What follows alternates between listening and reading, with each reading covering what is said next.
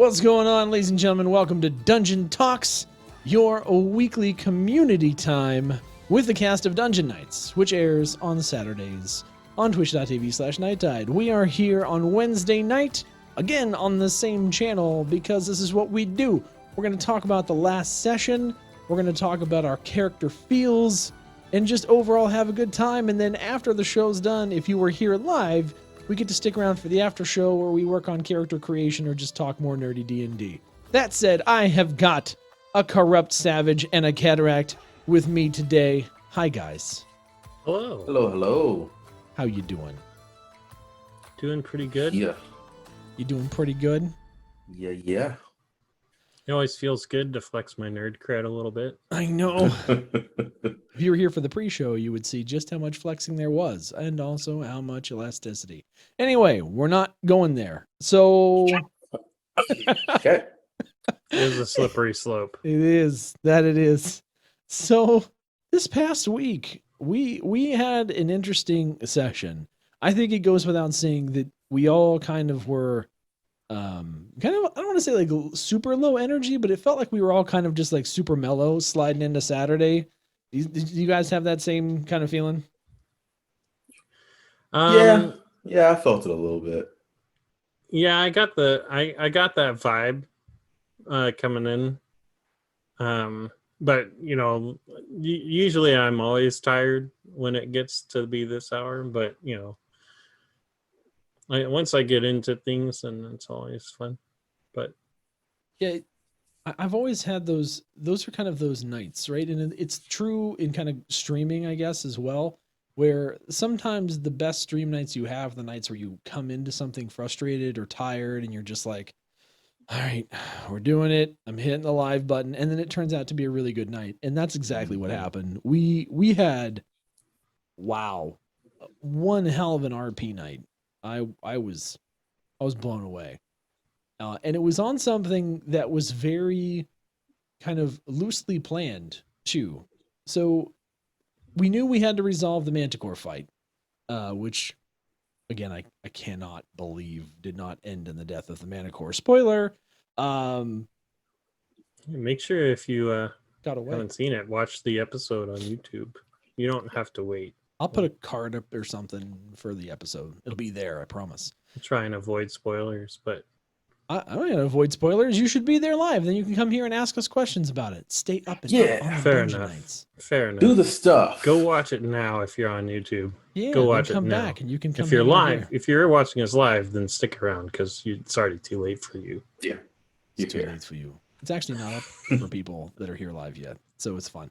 Anyway, point is that we had the Manticore encounter. We wrapped that thing up, and then one of the things that I told you guys I wanted to do was to focus on having a bit of a time jump for our crew.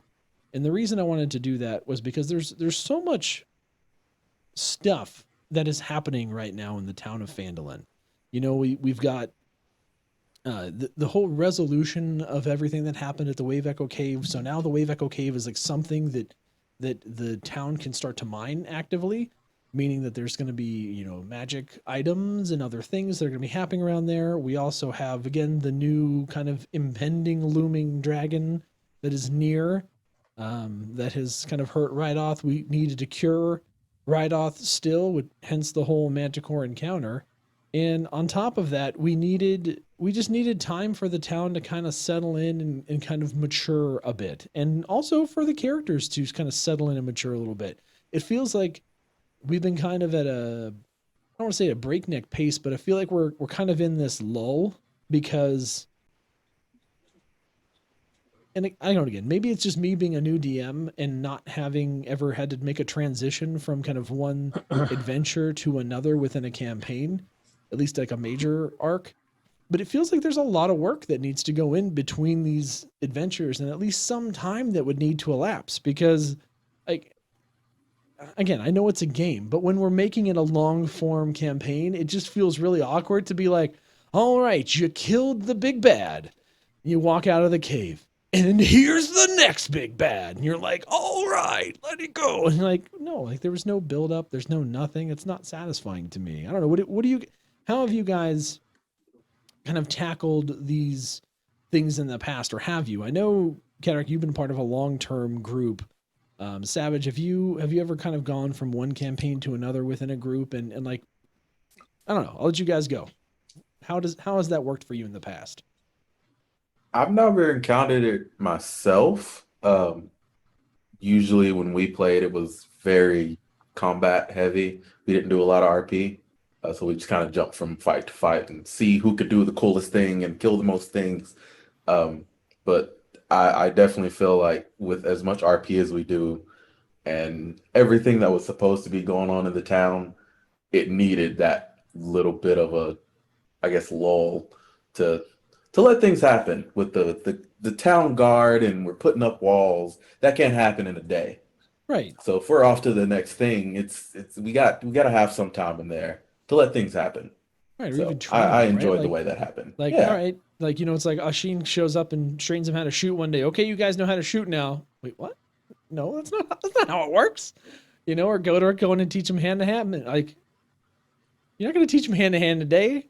They're gonna be like, thanks for kicking my ass. Thanks.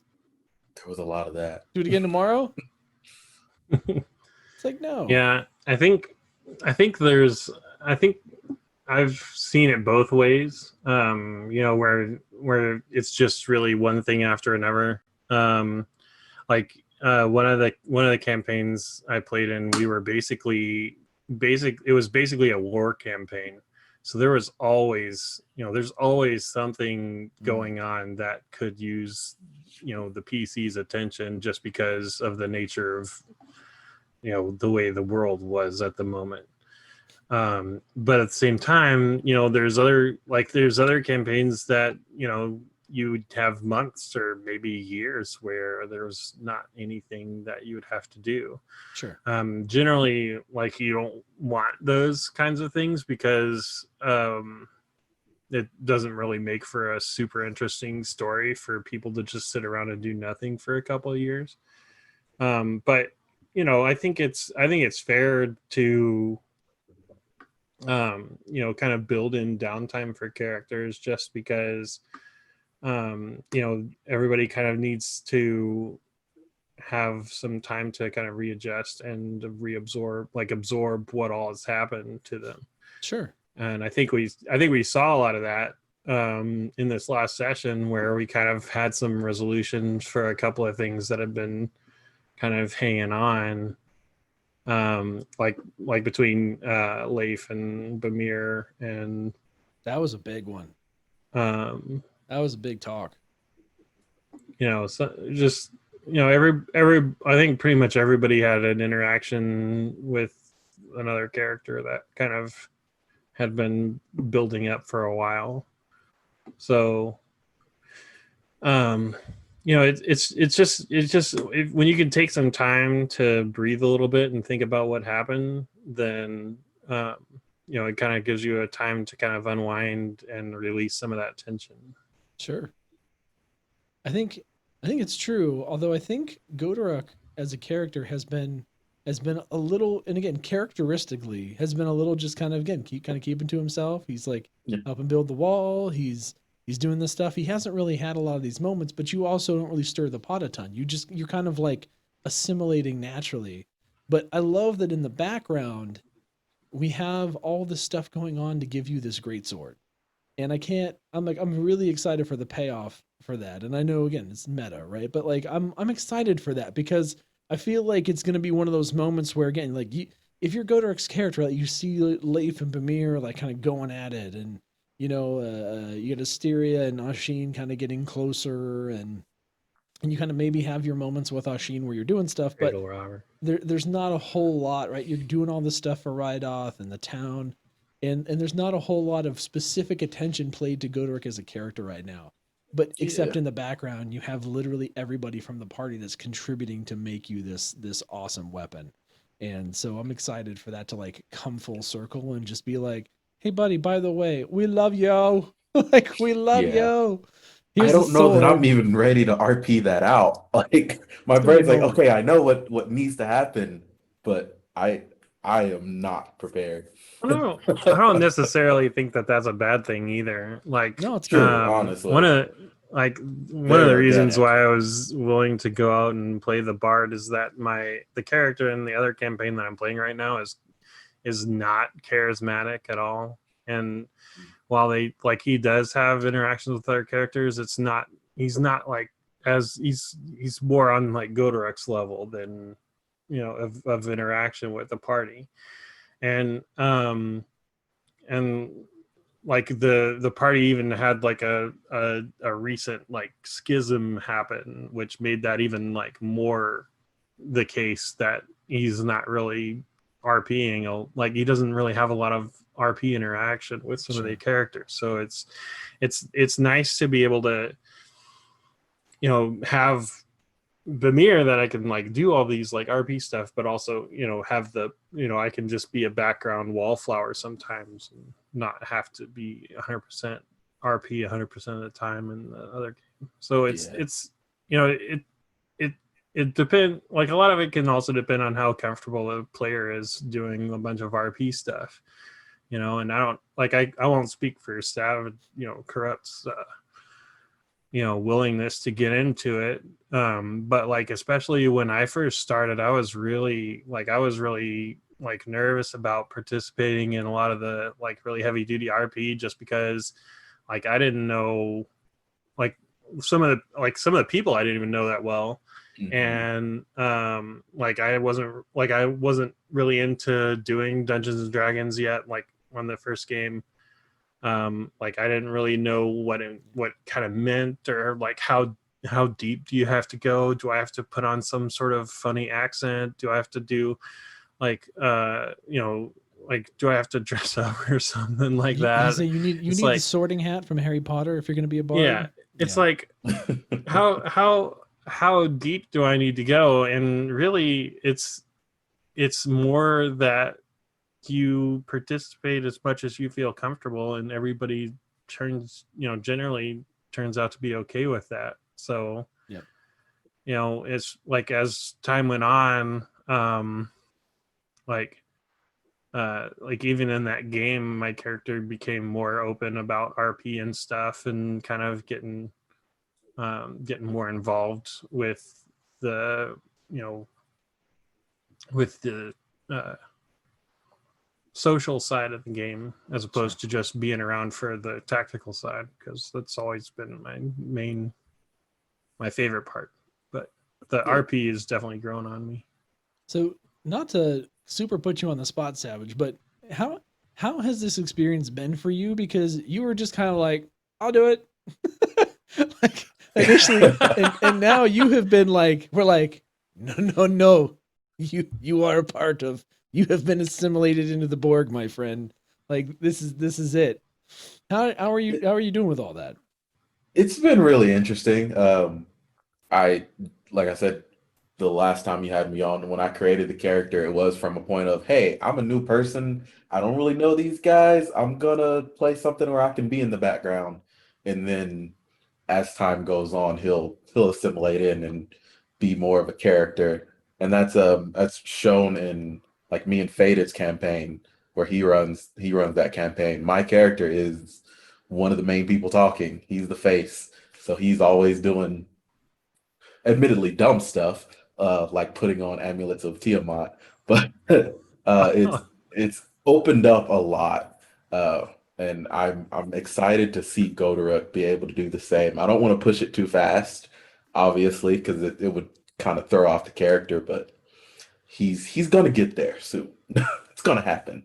Well, and I think that's what's fun too, because seeing you and again, because you, I've known everyone else for a long time, right? So you were the new person to all of us, right? And you're the new person to me. So it's been really fun to get to know you.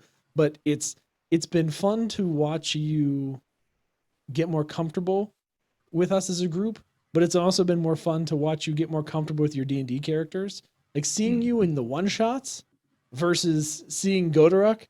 It's so Very weird different. because it's like Gotiruk is like, I'm just gonna go hunt things and meat, and then you go into like Aarakocra mode where like I am flying and I'm throwing down arrows and I'm like, yes, let's go. Right? Like it's cool. It's cool to see the difference in kind of how well you or how quickly you kind of have grown comfortable, I guess, with everybody as a group. Yeah. And I think a lot of that has to do too with right like playing with Faded and Cause in their weekly game and stuff too. But it's been cool. It's been cool to kind of assimilate into a Yeah, group. it's been fun. It's been great. So back to the campaign here. So we to dive a little bit more into this. So we talked. I kind of prefaced right. So we had a time jump, and I had prepped you guys 2 weeks ago, and I said, hey, like I'm gonna do a time jump. I'm not sure how much time we're gonna have elapsed, but we're definitely gonna level, and we're definitely gonna have a time jump. Probably gonna be a month, could be a bit more, but this is the kind of stuff, right? And so I said that, and then I reminded us like the day before the day of this, the day of the session, and everybody's like, "What now?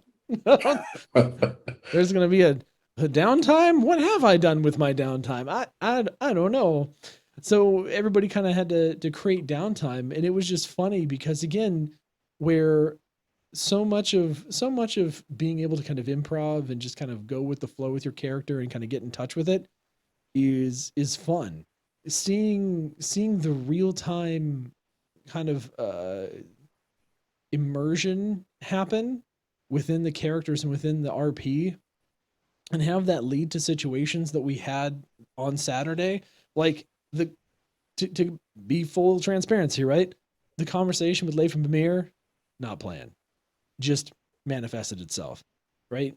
Even like you had kind of talked about a little bit with Gotiruk's character about doing some of the training of the guard, helping out kind of stuff, right? Super cool. The bits with kind of Ashin and Asteria with like the whole garden thing, like that was like literally moments before the session started, right? Was that whole interaction. And certainly a lot more of those kinds of conversations that were happening as a whole were very spur of the moment. And so not only was it just like I'm interested to hear what's happening with your characters, right? Even with Bimir, with Leif, like I'm working myself to the bone. I'm trying to do this, and this. Like taking all these different pieces into account was really cool to see. Like what was kind of going through your heads as you guys were prepping some of this stuff before the session? Because I know it was last minute. I made it up right there. Like That's I didn't even awesome. think about it before. Okay, the conversation between Bimir and Leif, I think it was coming for a long time. I don't think that was like it wasn't really planned, but I don't think it wasn't something that either of us hadn't thought about before. Sure. As far as what happened on the downtime, I whenever I said he'd probably be talking to Sister Gorilla and the Harpers, like right before the session, that was the first time I'd actually thought about it, to be honest, because I'd been, work's been kicking my ass and stuff, and I just hadn't really had time to think about it. But like a lot of that time, basically you're thinking to yourself, what would Bimir do next? And then the first thing that comes to your head is probably what Bimir would do. So obviously if he's going to be setting up some kind of tavern, then obviously he's going to want to, put as much Bimir into it as he can. Sure. Because that's what he does. And then the only other thing is the sense of obligation that he kind of feels for the Harpers and trying to, and since Sister Gorilla had approached him about joining and, becoming part of that, then it was both a really big honor for him and a new a reminder of the sense of responsibility that he kind of put on himself this whole time. That he like he was doing this for a reason. Like it's not just like, you know, he'll have fun and play games, but he's definitely doing it because he feels like it's a responsibility for him. Sure. 100%. What about you, Savage? It was fairly easy to come up with mine. It was on the spot, but it was just, what would Gotiruk do? Not a lot, but I had talked about training the guard a bit, so that was an easy go-to. But he's so used to living on his own. So what else would he be doing? He'd help out a bit where he could, but other than that, he'd just be working out and hunting a lot, a lot. He likes meat a lot. And the town would be hurting if he didn't hunt for his own meat here and there. So it was just a really quick, hey, what would Gotiruk do? Yeah, that's exactly what he'd do. All right. So real talk. How sad were you when the owlbear meat had to go? I was upset. I was upset. I could taste it in my brain, in my own mouth, and it was like, but no, Well, bring it apparently you back. didn't want to taste that owlbear. No, not that specific piece that Leif messed with. Oh But the man. rest of it was like, had the Leif encounter not just happened, Gotiruk probably would have reacted differently. Okay. I'm so Probably glad would I have kind of fought for pushed his you meat into just a that. little bit.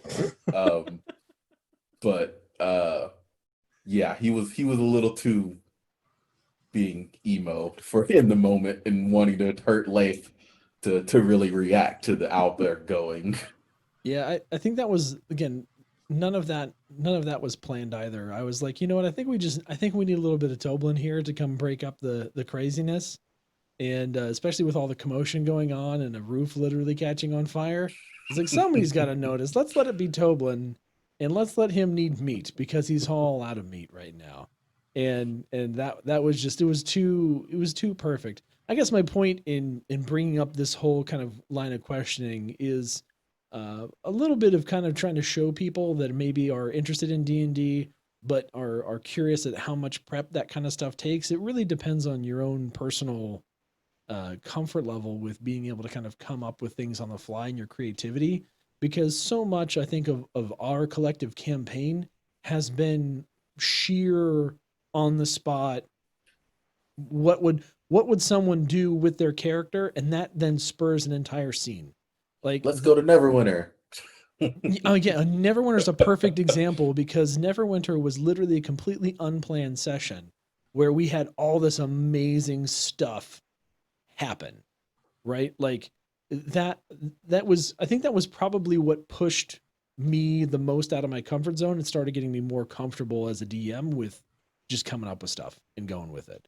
But since then, I feel like a lot of what we do is just really on the fly, with, again, certain plot points that we know we need to further, but that shape the overall kind of pushing the narrative forward. But overall, especially in town, I know we've spent like 3 or so sessions now in town, maybe 4, but it's all felt really fun and good. Like I'm not like, all right, we need to get out of town. I'm like, all right, we're making progress.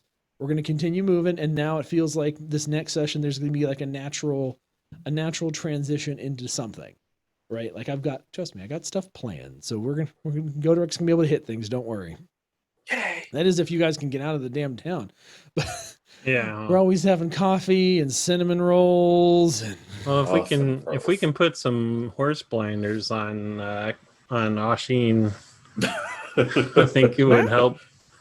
so speaking of Ashin, Faded's in chat, and Faded asks, do you guys think that down the road, if it comes out that Leif is affiliated with the Zentarum, now that Bimir's with the Harpers officially, do we think that'll cause a divide, or will it lead to the two factions forming some common ground? I think that it depends. I think that It's a great question. I feel like that Bimir and Leif have kind of come to an understanding about each other, like on a personal level, especially like after having the conversations that they've had. especially after the last session specifically. I think it'll probably be a while before that comes to light, just based on how secretive these types of things are. But I think that in the end, the personal relationship that we'll have, like that they'll have with each other, will kind of trump any enmity between the two organizations that they might feel.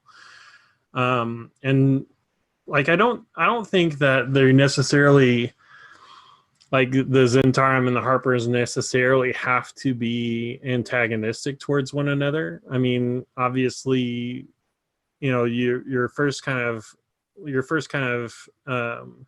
inkling of thinking about them is like Templars versus Assassins, and like Assassin's Creed or something like that, where they do like necessarily, like their goals are kind of opposing on a broader scale. Sure. But at the same time, I don't think neither of them wants to see people get hurt. Both of them, want to make sure that the regions are stable. It's just that, the Zentarum are more closed-fisted about it, and the Harpers are a little bit more libertarian, if you will. Yeah, but I'd have to agree. I think that there's an interesting layer there, but thus far, especially not even necessarily the Harpers versus the Zentarum, but we also have had nothing but positive experiences with Halia, right? And like she's a tough cookie, and she runs a tight ship, but she's been extremely helpful. She obviously has the town's success in mind. Right. So unless she somehow turns into a serious big bad, I feel like it would be really hard for the group as a whole to feel split. Right. In terms of that, I don't know. Well, and I think that there's been a couple of things where Haley has been a little bit on the authoritarian side of things, where it's obvious, like it's been obvious to Bimir that she's trying to grab as much as she can hold on to, but that also makes complete sense to him from a humanistic standpoint, that like he wants the Five Finger Tavern to be successful. He was a little bit on edge about giving her the banking exclusivity agreement for all time. I think Bimir, if I'd spoken up about anything at that meeting, he probably would have said, well, let's just say 5 years or something for now, just because he wouldn't want to. That was the only real red flag. But you guys gave in so easily. But the reason that he didn't bring it up was that she had been such a big help to them, and I think that he felt like he owed it to her, that it wasn't worth spoiling, like spoiling that relationship just to kind of deny her something that he felt like she probably could have. Plus, it's just the rights to the banking for the tavern. It's not your personal banking either. Yeah. So, again, it's she was making a power play for the business, not the power play for the people. Right. So fun. So next question: when is tea with dragons? You have asked this where Leif is not present, so that is the wrong question to ask. I think if you asked Savage, your answer would be what, sir? When does Gotiruk want to have tea with dragons? If it comes down to fighting or tea, he will take tea or he will run. I'm running. I'm gonna run. That is bigger than what he's used to fighting. If he doesn't feel like he can take it out, it's a challenge. It's running. A challenge. There's a challenge and there's impossible. It's not impossible. We almost beat that other dragon. It ran away scared. And that was after it got the drop on us, because we were standing around like idiots. Yes. Gotiruk goes by what he can take on its own. He doesn't want to feel like he needs a whole Look, party to fight if- something. We talked Like, about if this we earlier, find- Faded. When Gotiruk starts running, everybody else better start running. If not, it's their own fault. When you see somebody start to run, you don't stop to ask questions. You Bye. run. I'm out. I'm gonna dash. I'm gonna be 100 feet that way, and I hope y'all catch up at some point. I wonder what a movement speed is on an adult dragon. It's A faster. lot. It's faster. It's But are faster. they gonna chase the one little green thing running away, or the 4 other ones that are still trying to hit? Look, I it- mean, Like the other If it likes things a chase. might be easy prey, and they're in it for the challenge. You know, I love it. I mean, you can talk them into it. like they might not understand the bird in the hand. You know, You can talk him into it. Let's see. You can talk them into it, talk them out of it. It's not hard. He just goes with the flow. oh, there was Only 40 feet of Nibbles posted a great thing in his Discord that I meant to share with you guys because I thought it was so fitting. Let me see if I can. Post it real quick. 80 of flying. There we go. 80. So while we're on that subject, so with the time skip, you guys also got level 6.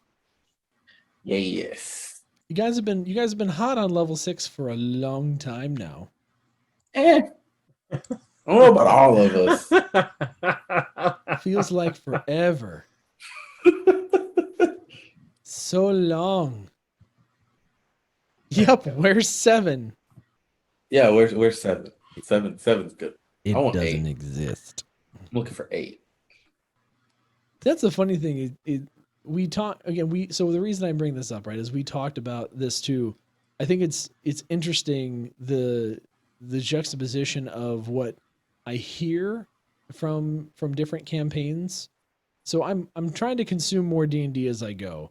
A lot of the D&D campaigns that I watch are people that are really good at RP, because that's the kind of D&D that I'm growing to like, is the more RP heavy, the more story heavy, like tell me a story, I want to hear about it kind of a game, where I know there's just as many sessions where it's still treated very much like a game. That's right.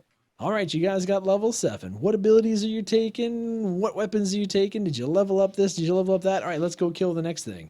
And for me, I'm really interested in trying to make sure that whenever we're thinking about this stuff, that we do it for a reason, right? But I felt like I threw you guys a curveball with that this week. Was it just that we were kind of not thinking about it and it was close to session time, or was it really that you guys were like, well, crap, how do I turn this into RP? Well, I'll let Corrupt go first because Mine was easy. I took another aspect of the beast, which I'd already done before, so it was just add on to it. So that We need to RP that out more. Yeah.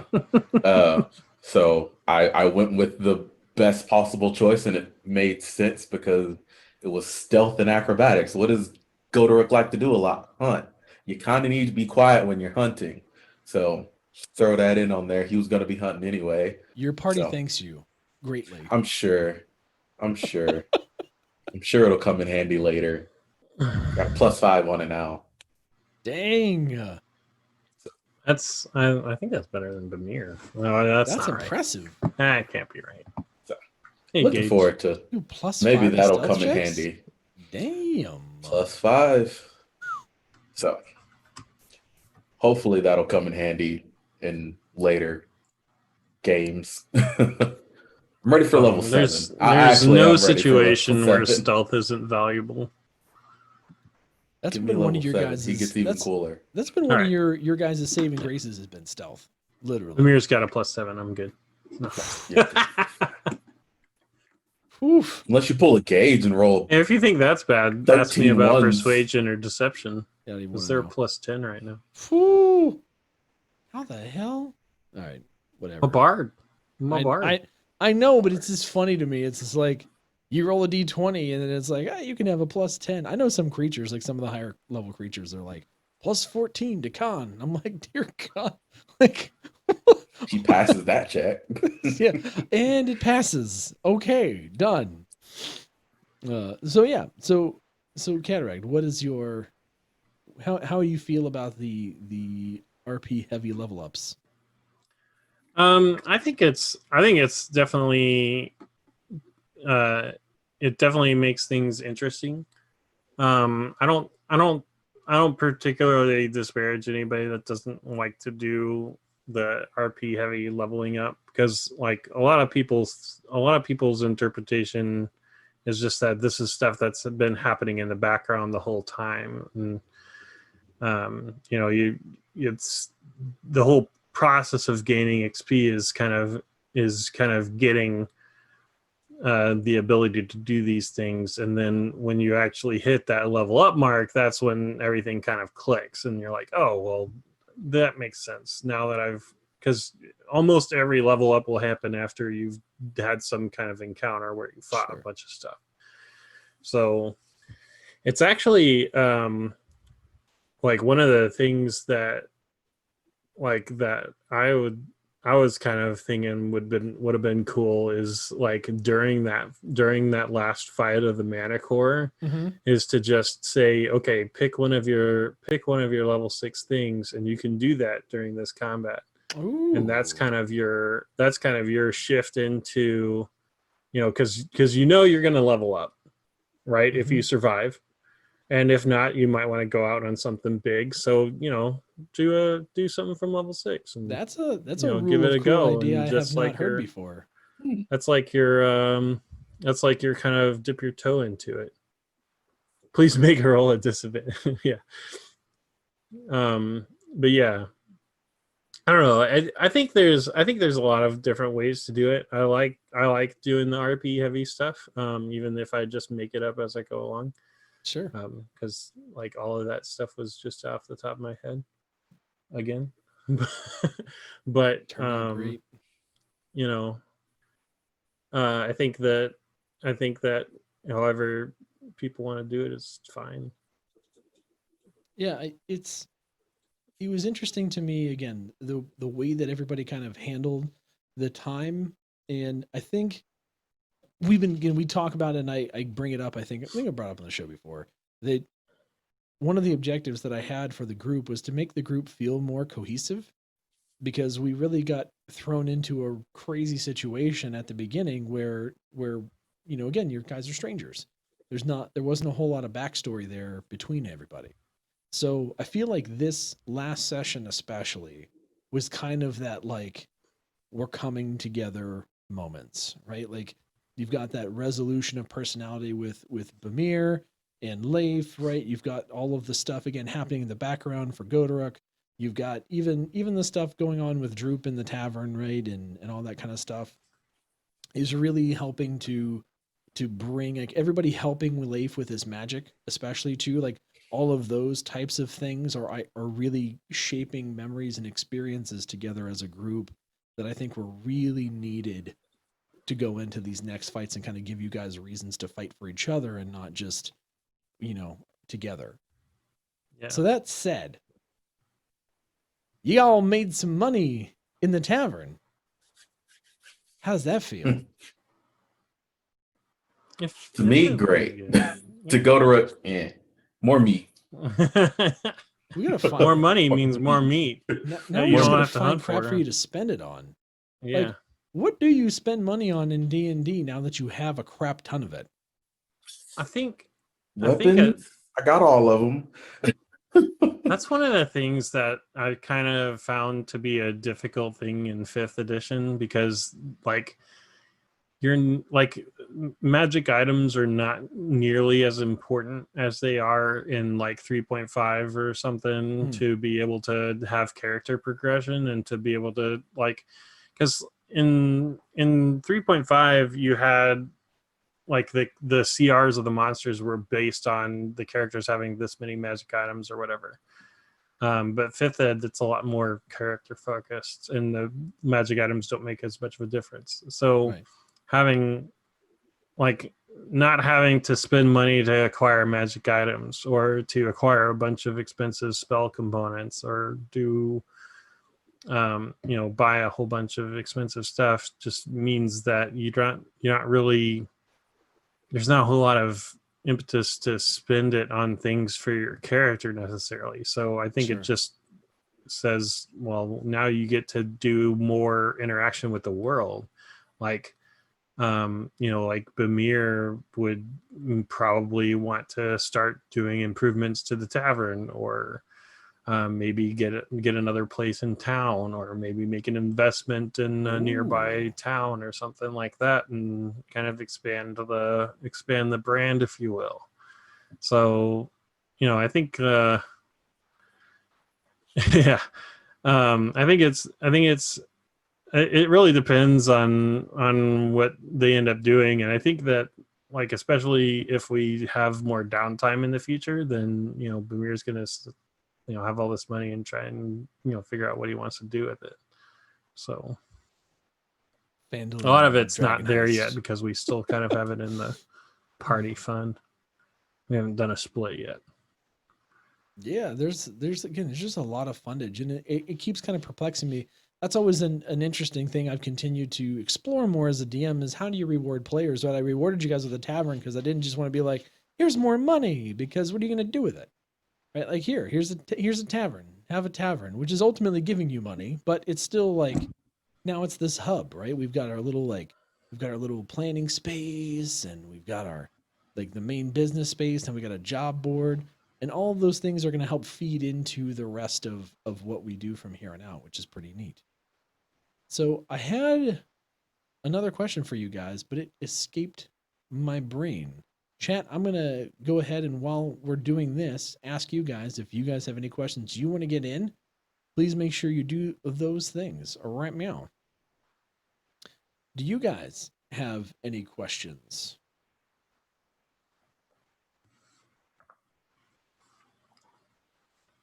Besides when's level 7? Because that's not a valid question. When is level 8? After 7.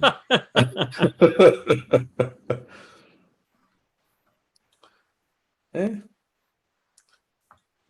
don't think I have any questions. Are you anxious about anything? When Gotiruk will decide to go seek his orc heritage, because Yeah. I'm still unsure on that myself. Yeah, there's a little kernel dropped for you this last Gotiruk's session. unsure about things.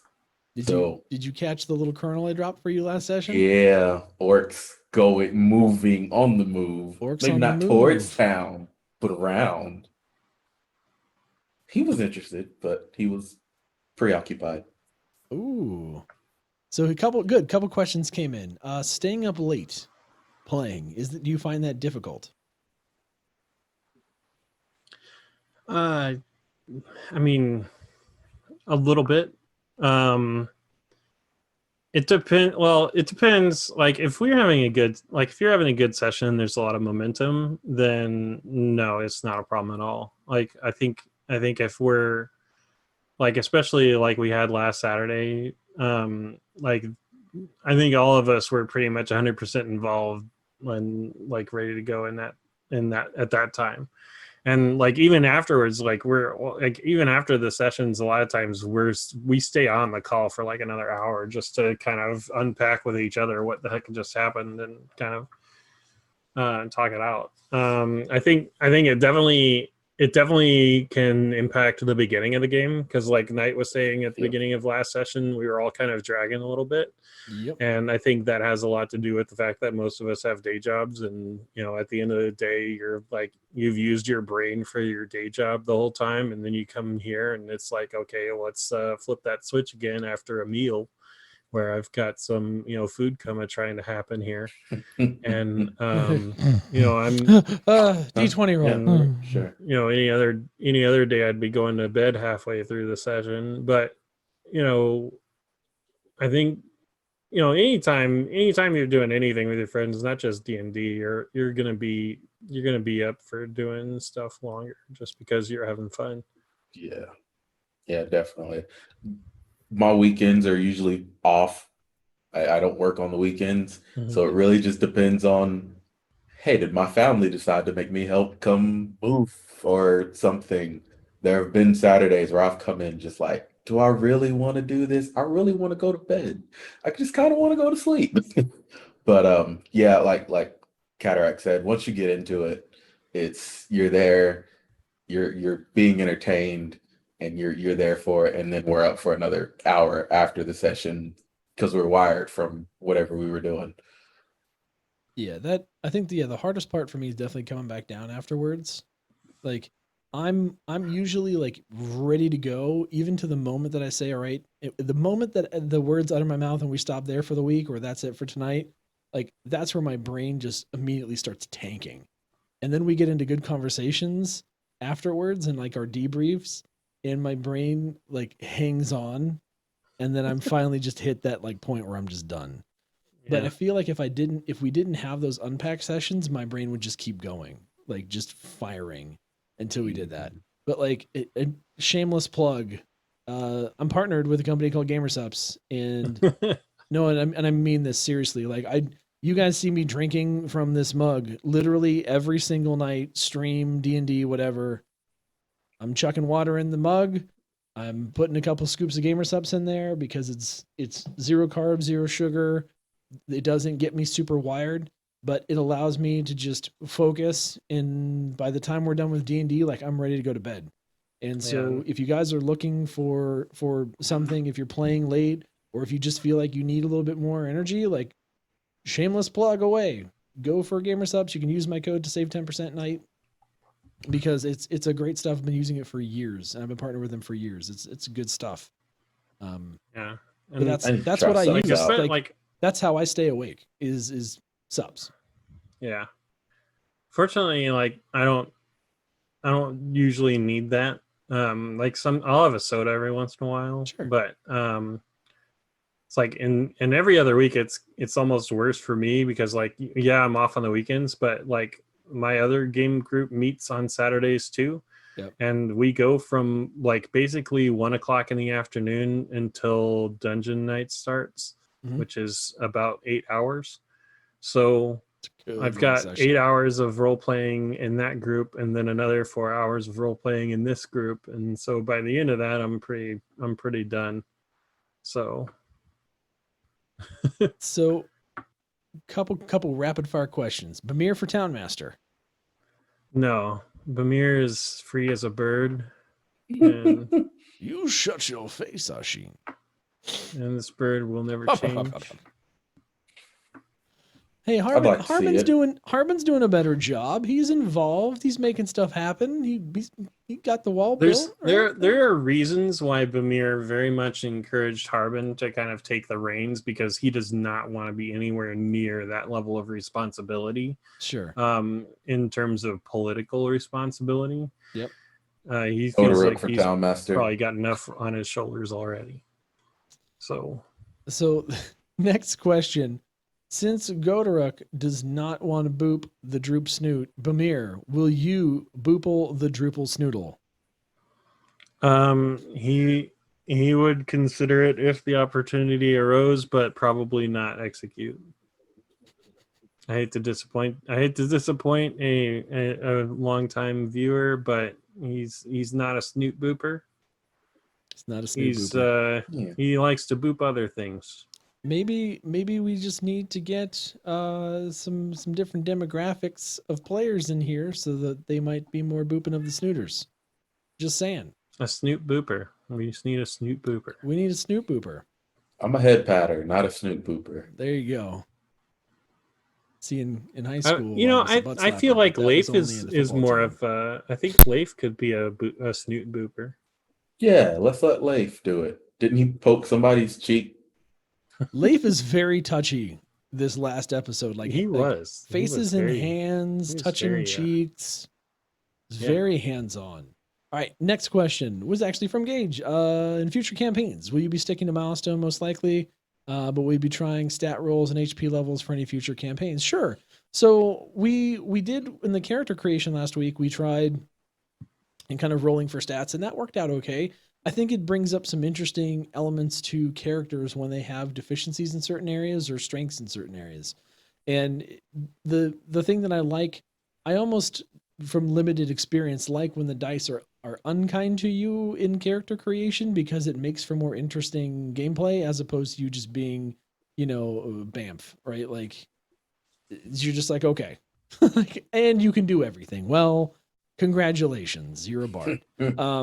It's really, I don't know, it adds a lot of depth and dimension to the game that I enjoy. That said, I do like the balanced nature of point buy, to where you, again, as I'm watching your guys' characters develop and, be it plus 10 proficiency in some things over time, point buy continues to look really nice to me, because it allows you to start off at kind of a nice, even, balanced kind of thing, and make your own choices as to how you want your character to kind of be, quirky or not. So you have a little bit more control over that, with the ability to then continue to capitalize on those things over time. That said, yeah, I think milestone's probably going to be the way I'm going to go forever, because I just don't, I think it's the easiest way to manage the game progression.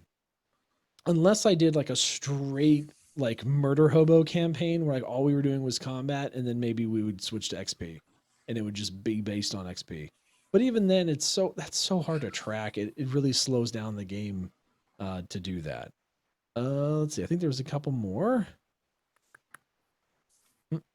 Like if I can put 2 cents in there, because Yeah, go for it. we talked about we talked about this yesterday or last week when we were creating character, about kind of my thoughts, where it's really, if you have a group that's more experienced, then you're going to be better. Like it's better to wait until you have a group that's more experienced to do rolling, because if somebody does roll badly, then you don't want the new player to get a bunch of bad rolls and feel like they're not carrying the line or whatever. You kind of want people to be experienced to kind of have a feel for where they're at, and I don't think you should ever force anybody to do rolling if they want to do point buy, just for simplicity. But I think rolling for stats can be a lot of fun, but you have to be prepared for it, and because if you're going to be playing that character a long time, then you're going to be living with maybe a 7, Sure.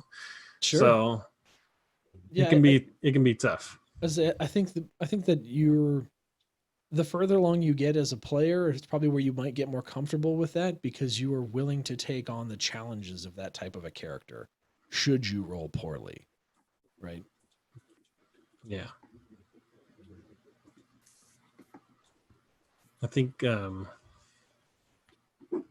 I like doing point buy, just because it's so much. Come on, intelligence 5. Risky. Yeah. Well, you can't get intelligence 5. This is Groot. I guess you could, but you basically get, or you get Drax from. If I hold, that's I've mastered true. the art of holding still, you can't see me. Yeah. You can see you. No, you can't. I move so slowly.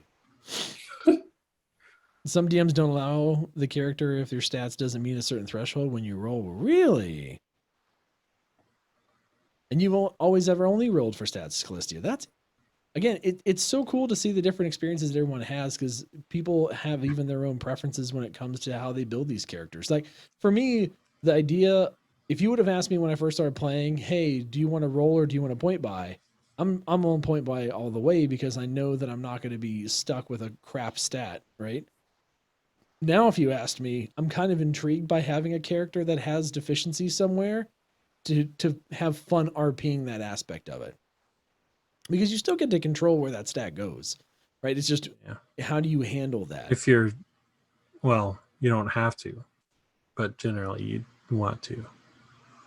Like there's the hardcore where you roll for your strength and you roll for your dex, and that's it. But the question I would have for Callista is, how long have you been playing? What was your first edition? Because like back in like first or second edition, I think the only way to do it was to roll.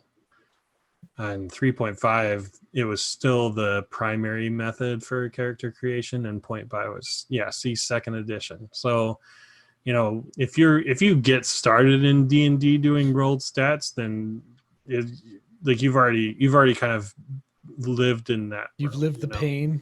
You've lived the pain. So that's awesome. Well, guys, I think that is going to wrap up our show for this week. So thank you guys so much for coming on, guys. Make sure you are following Cataract Crub Savage on Twitter. And of course, tuning into Dungeon Nytes. If you have not subscribed to the YouTube, please search for Dungeon Nytes and do the things, because we just crossed 50 subscribers this week, and that was super duper exciting. So next milestone is 100, so we can get a custom URL and do the thing. So it's very, very exciting. Thank you, everybody that has joined the channel. Love seeing the support for what we're doing here, because it's just really encouraging, as I want to keep doing more D&D, and the more support we get, the more it makes me want to do it. So let's keep going. Tell your friends. Tell your friends, exactly. Share the videos, share these, come to the shows with us on Wednesday. If not, make sure to like, comment, subscribe, all those things. Make sure you're following us on Twitter to keep up with when things are happening.